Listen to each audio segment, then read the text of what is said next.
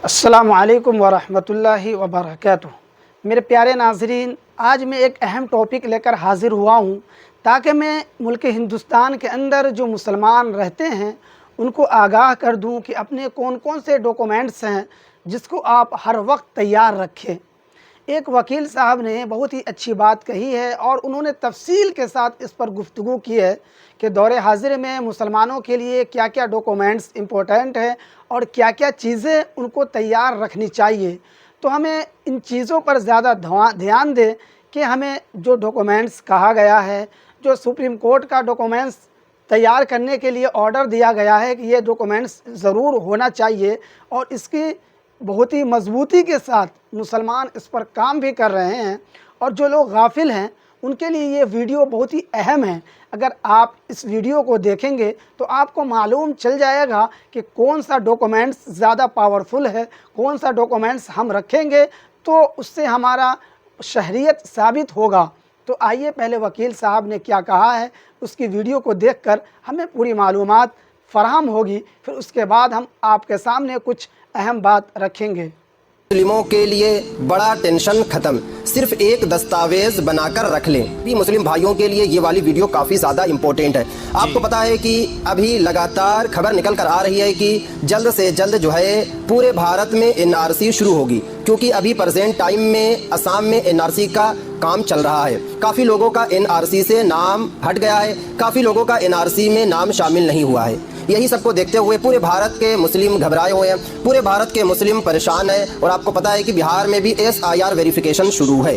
आज मैं आपको इस वीडियो में बताऊंगा कि आपको सिर्फ और सिर्फ जो है एक दस्तावेज बनाकर रख लेना है। अगर आपकी पैदाइश 1987 से पहले हुई है, या अगर आपकी पैदाइश 1987 से लेकर 2004 के बीच में हुई है, या अगर आपकी पैदाइश 2004 के बाद हुई है, कौन कौन से दस्तावेज आपको बनाकर रखना है, पूरी जानकारी मैं आपको इस वीडियो में दूंगा। कहीं पर भी आपको जो है स्किप नहीं करना है। देखिए, अगर आपकी पैदाइश 1987 से पहले हुई है तो आपको सिर्फ और सिर्फ जो है अपना एक दस्तावेज देना है, अपना एक डॉक्यूमेंट देना है। माँ बाप का नहीं देना है, सिर्फ और सिर्फ आपको अपना देना है। अगर आपकी पैदाइश 1987 से पहले हुई है, अगर आपकी पैदाइश 1987 से लेकर 2004 के बीच में हुई है, तो आपको अपना दस्तावेज के साथ साथ माँ बाप में से किसी एक का दस्तावेज देना होगा। अगर आपकी पैदाइश 1987 से लेकर 2004 के बीच में हुई है तो माँ बाप में से किसी एक का देना है। अगर आपकी पैदाइश 2004 के बाद हुई है तो आपको अपने माँ बाप दोनों का दस्तावेज देना होगा, तभी आपको नागरिकता मिलेगी। अब बात ये आती है कि कौन कौन से दस्तावेज देना होगा। तो कौन कौन से मतलब कि सिर्फ एक दस्तावेज देना है, क्योंकि जब से पहलगाम में बुज़दिलाना हरकत की गई उसके बाद से केंद्र सरकार स्ट्रिक्ट मोड में है। और आपको पता है कि असम में भी एनआरसी का काम चल रहा है। तो पूरे भारत के मुस्लिम भाई जो है परेशान है, और कुछ यूट्यूबर हैं जो और भी परेशान कर रहे हैं, गलत गलत अफवाह फैला रही हैं, गलत गलत तरीके से वीडियो बनाकर जो है मुसलमानों में जो है दहशत पैदा कर रहे हैं। आपको टेंशन नहीं लेना है, आपको परेशान नहीं होना है। जैसे आप काम कर रहे हैं, जैसे आप जॉब कर रहे हैं, जैसे आप अपना बिजनेस कर रहे हैं, आप लोग करते रहें, कुछ भी नहीं होगा। बट आपको एक डॉक्यूमेंट, एक दस्तावेज को आप लोगों को तैयार कर लेना।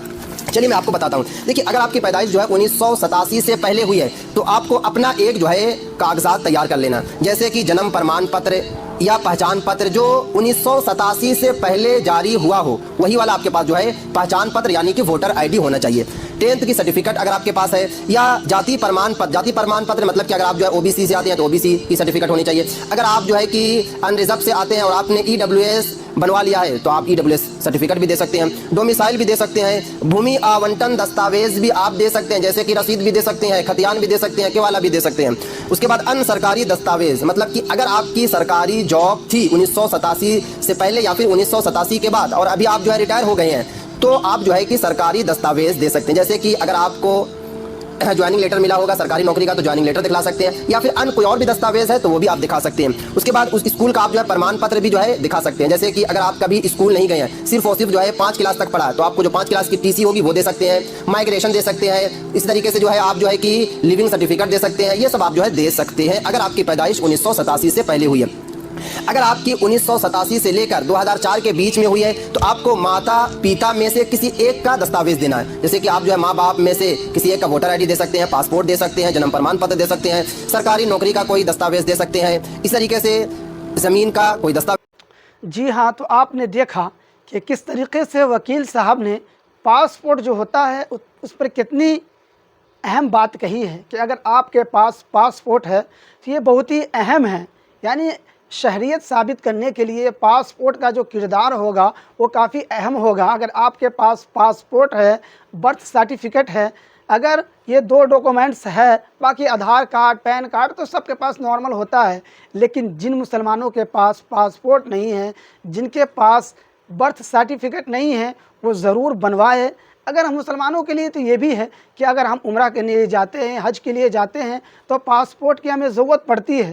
तो अगर हम पासपोर्ट बनवा लें, 2-4 हज़ार 5 हज़ार का ख़र्च है, अगर हम इस ख़र्च को अभी समझकर और इस डॉक्यूमेंट्स की अहमियत देकर अगर हम बनवा लेंगे, तो आगे जो परेशानी आने वाली है उस परेशानी से हम बच जाएंगे। तो इस वीडियो को ज़्यादा से ज़्यादा लोगों तक शेयर करें, अपने भाइयों तक शेयर करें, ताकि जो मुसलमान भाई अभी तक इन चीज़ों से गाफिल है वो अपने डॉक्यूमेंट्स को सही तरीके से दुरुस्त करवा सके और आने वाले वक्तों में जो उन पर परेशानी आने वाली है वो परेशानी से बच सके।